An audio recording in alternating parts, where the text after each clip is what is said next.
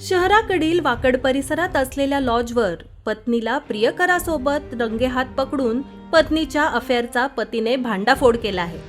या प्रकरणी वाकड पोलीस ठाण्यात पतीने तक्रार दिली आहे. विवस्त्र शारीरिक संबंध ठेवत असतानाच पतीने रंगेहात पकडल्याने एकच खळबळ उडाली आहे. याबाबतचा दखलपात्र तक्रारीत उल्लेख करण्यात आला आहे. पती आणि पत्नीचं नातं हे पवित्र मानलं जातं. याच नात्यात वितुष्ट आल्याचं प्रकरण पिंपरी चिंचवडमध्ये समोर आलंय. वाकडमधील लॉजवर पत्नीला प्रियकराबरोबर शारीरिक संबंध ठेवत असताना पतीने रंगेहात पकडले. ही घटना 28 डिसेंबर 2023 रोजी दुपारी 2:15च्या सुमारास घडली.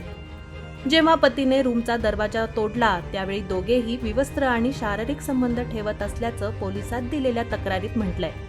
पतीला पत्नीवर संशय होता. पत्नीचा पाठलाग करत तो वाकडमधील लॉजपर्यंत पोहोचला.